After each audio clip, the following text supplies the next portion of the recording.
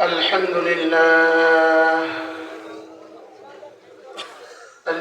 لله نحمده ونستعينه ونستغفره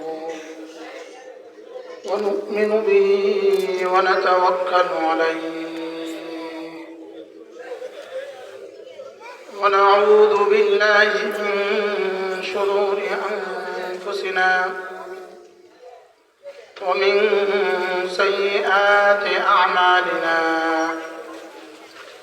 من يهده الله فلا مضل له ومن يضلله فلا هادي له ونشهد أن لا إله إلا الله وحده لا شريك له ونشهد أن سيدنا محمدا عبده ورسوله সকলে পড়ি اللهم صل على محمد وعلى آل محمد كما صليت على إبراهيم وعلى آل إبراهيم إنك حميد مجيد اللهم بارك على محمد وعلى آل محمد كما باركت على إبراهيم وعلى آل إبراهيم إنك حميد مجيد أما بعد فأعوذ بالله من الشيطان الرجيم بسم الله الرحمن الرحيم قد أفلح من تزكى وذكر اسم ربه فصلى بل تؤثرون الحياة الدنيا والآخرة خير وأبقى إن هذا لفي الصحف الأولى صحف إبراهيم وموسى وقال تعالى فأما من طغى وآثر الحياة الدنيا فإن الجحيم هي المأوى وأما من خاف مقام ربه ونهى النفس عن الهوى فإن الجنة هي المأوى صدق الله مولانا العظيم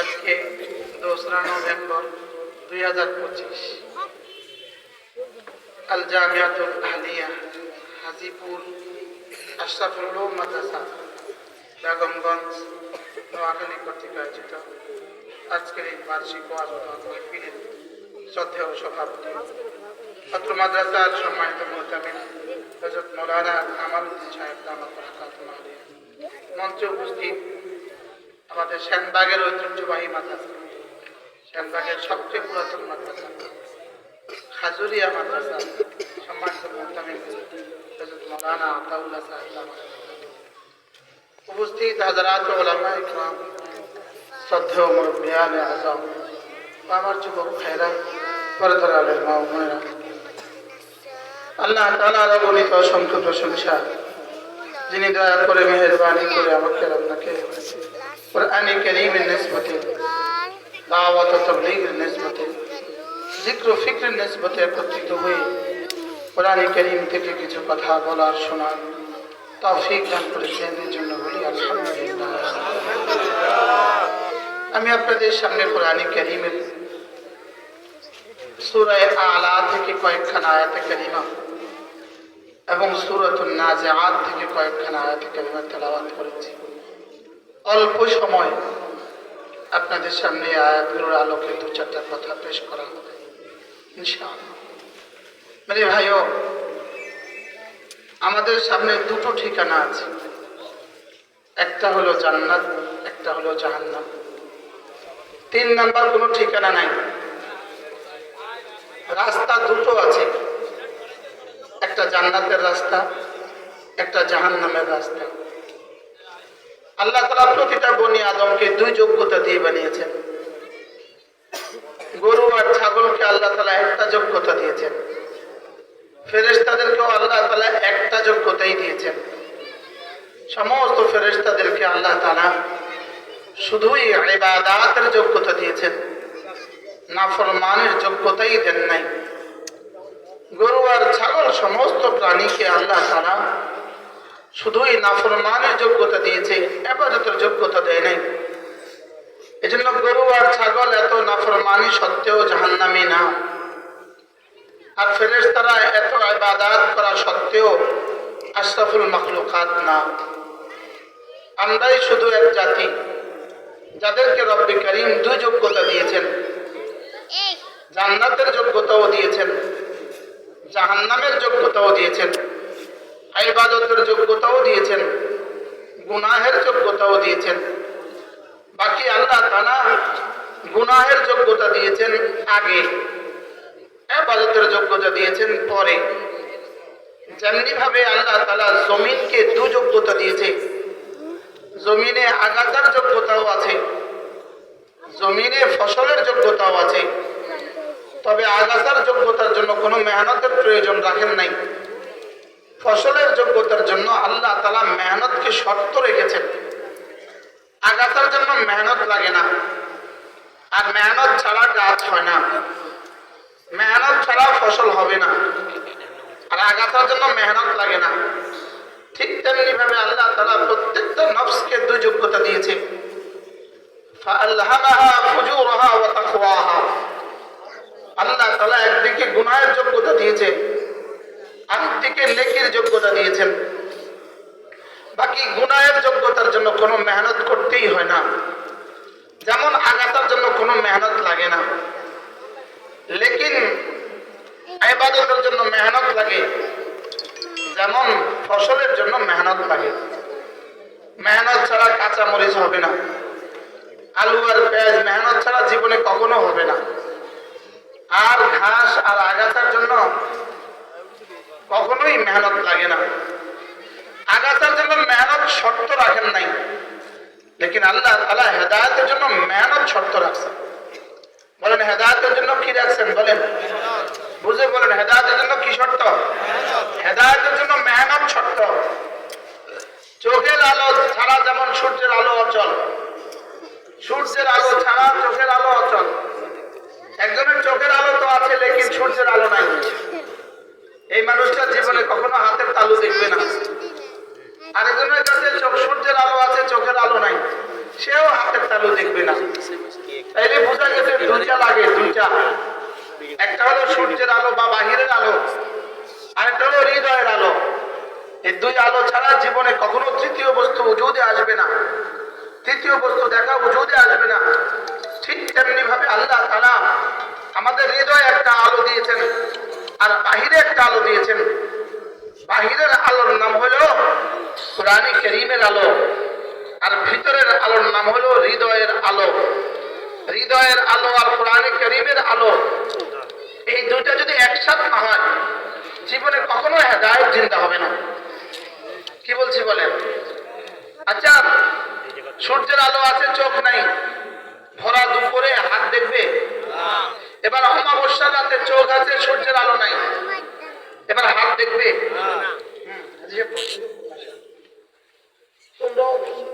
কাজ না থাকলে এখানে হাঁসের উপরে বসে যাবো।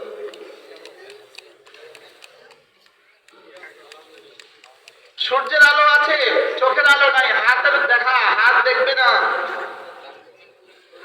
চোখের আলো আছে, সূর্যের আলো নাই, এবারও হাত দেখবে না। কোরআনের আলো আছে, হৃদয়ের আলো নাই, হেদায়েত মিলবে না।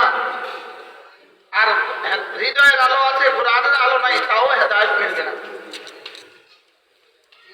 যদি বেলালের হৃদয়ের আলো ছিল, তো কোরআনের আলোর বরকতে হেদায়েত হয়ে গেছে। পারস্যের সালমান হৃদয়ের আলো ছিল, কোরআনের আলোর বরকতে হেদায়েত হয়ে গেছে। লেকিন আবু জাহাল, উতবা, সাইবা হৃদয়ের আলো ছিল না, এজন্য কোরআনের আলো তাদের হৃদয়কে ক্যাচ করতে পারে নাই, হৃদয় স্পর্শ করতে পারে নাই। ওরা কোরআন নাজিল হতে দেখেছে, রাসূলের চেহারায় আনোয়ার দেখেছে, লেকিন হৃদয়ের আলো ওয়াতফা নিবরাসাহু, হৃদয়ের আলোকে নিভিয়ে দিয়েছিল। এজন্য কোরআনের আলো তাদেরকে কি করে নাই, স্পর্শ করে নাই। হাবশার বেলাল, পারস্যের সালমান, রোমের সোহাইব, এদের দিলের আলো ঠিক ছিল, তো মক্কার গারে হেরার কোরআনের আলো ওদের দিল পর্যন্ত পৌঁছে গেছে। এজন্য মেরে ভাইও, রব আমাদেরকে দুই যোগ্যতা দিয়েছেন, আমাদেরকে যোগ্যতা দিয়েছেন দুটো। একটা হলো গুনাহের যোগ্যতা, গুনাহের যোগ্যতার জন্য কোনো মেহনত রাখেন নাই, লেকিন হেদায়েতের জন্য রব মেহনত রেখেছেন। শুধু মেহনতের সাথে হেদায়েতের শর্ত জোড়েন নাই, বলকে বকদরে মেহনত বকদরে হেদায়েত জুড়ে দিয়েছেন। মেহনত অনুযায়ী হেদায়েতের দুয়ার খুলবেন। আল্লাযীনা জাহাদু ফীনা, আমার জন্য মেহনত করবে যত, লানাহদিয়ান্নাহুম সুবুলানা, হেদায়েতের সমস্ত দুয়ার আমি খুলে দিব তত। এজন্য আমরা সবচেয়ে বেশি মুহতাজ, হেদায়েতের মুহতাজ। বলেন আমরা কিসের মুহতাজ? বলেন আমরা সবচেয়ে বেশি মুহতাজ, হেদায়েতের মুহতাজ। আর কোরআন ছাড়া কেউ হেদায়েত পেয়ে গেছে, কেউ কোরআন পড়তে পারে না, কেউ কোরআন পুরা বুঝে না, বিশুদ্ধ পড়তে পারে না, সে হেদায়েত পেয়ে গেছে, এই কথা বলার কোনো সুযোগ নাই, কোনো সুযোগ নাই। কোরআনের প্রথম আবেদন ইহদিনাস সিরাতাল মুস্তাকিম। এরপরে কোরআনের প্রথম পৃষ্ঠার প্রথম আয়াত হুদাল লিল মুত্তাকিন। সুবহানাল্লাহ, আজীব বিষয়। এরপরে ইন্না হাযাল কুরআন ইয়াহদি লিল্লাতী হিয়া আকওয়াম। তাহলে কোরআন এটা হেদায়েত এক শব্দ, যে শব্দের জন্য রব্বে কারীম আমাদের প্রত্যেকের উপরে প্রতিদিন 32 বার হেদায়েত চাওয়াকে ওয়াজিব করে দিয়েছেন। বলেন কতবার? আবার বলেন 32 বার হেদায়েত চাওয়াকে আমাদের উপরে ওয়াজিব। বুঝে না বুঝে আন্দাজে এই কথাকে জবাব দেন। হেদায়েত চাওয়া প্রত্যেকদিন কতবার ওয়াজিব? আবার বলেন কতবার ওয়াজিব? ভাত খাওয়া কতবার ওয়াজিব? 3 বার। আচ্ছা, ডেলি পানি খাওয়া কতবার ওয়াজিব? লেকিন হেদায়েতের আবেদন করা 32 বার ওয়াজিব। সুবহানাল্লাহ, শুধু হেদায়েতের দরখাস্তই করতে হবে তোমাকে 32 বার। আপনারা বলেন হেদায়েতের দরখাস্ত করতে হবে কতবার? 32 বার। এবার বলুন তো হেদায়েত আমার জীবনে কত বেশি, আমি হেদায়েতের কত বেশি মুহতাজ? আমি আমার নিঃশ্বাসের চেয়ে হেদায়েতের বেশি মুহতাজ। জওয়ানরা বলো, আমি আমার নিঃশ্বাসের চেয়ে, বলো আমি হেদায়েতের বেশি মুহতাজ। আমি আমার হার্টের চেয়ে হেদায়েতের বেশি মুহতাজ। আমি আমার কি বলবো, আর কি বলবো, আর কোনটা বলবো? আমি আমার পানীয়ের চেয়ে হেদায়েতের বেশি মুহতাজ। আমি আমার খাবারের চেয়ে হেদায়েতের বেশি মুহতাজ। শীতের জন্য ল্যাপের চেয়ে আমি হেদায়েতের বেশি মুহতাজ। গরমে পাখার চেয়ে আমি হেদায়েতের বেশি মুহতাজ। আমি আমার জিন্দগির চেয়ে হেদায়েতের বেশি মুহতাজ। আমি আমার স্ত্রীর চেয়ে হেদায়েতের বেশি মুহতাজ। আমি আমার সন্তানদের চেয়ে হেদায়েতের বেশি মুহতাজ। বলেন আমি হেদায়েতের মুহতাজ। বলেন সকলে বলেন আমি কি? আমি হেদায়েতের মুহতাজ। না, আগে এটা বুঝেন আমি হেদায়েতের মুহতাজ। বলো বলো বলো বলো বলো আমি কিসের মুহতাজ? বলেন আমি আল্লাহ তাআলার কাছে হেদায়েতের মুহতাজ। এজন্য হাদিসে কুদসি রাসূল করিম সাল্লাল্লাহু তাআলা আলাইহি ওয়াসাল্লাম ইরশাদ করেন, قال الرب عز وجل আল্লাহ তাআলা বলেন ইয়া ইবাদি হে আমার প্রিয় বান্দারা ইন্নাকুম দাল্লিন ইল্লা মান হাদাইতুহু তোমরা প্রত্যেকেই পথহারা শুধু যাকে আমি হেদায়েত দেই সেই শুধু হেদায়েত পথওয়ালা সুবহানাল্লাহ ইয়া ইবাদি ইন্নাকুম দাল্লুন তোমরা সকলেই পথহারা ইল্লা মান হাদাইতুহু যাকে আমি হেদায়েত দেই সে ছাড়া আস্তাহদুনি অতএব আমার কাছে তোমরা হেদায়েত চাও আহদিকুম কথা দিলাম হেদায়েত চাইতে দেরি করবা আমি দিতে দেরি করব না সুবহানাল্লাহ আমাদের এক বুজুর্গ ছিলেন হযরত মাওলানা ওমর পালনপুরি রাহমাতুল্লাহ আলাইহি তিনি বলতেন হেদায়েত এত কঠিন নয় চাইলেও পায় না এত সহজ নয় না চাইতেই পেয়ে যায় সুবহানাল্লাহ কি বলছি বলেন তো এত কঠিন নয় চাইলেও আর এত সহজ নয় না চাইতে না চাইলে কাঁচা মরিচ তো পাওয়া যায় না চাইতে আলু তো পাওয়া যায়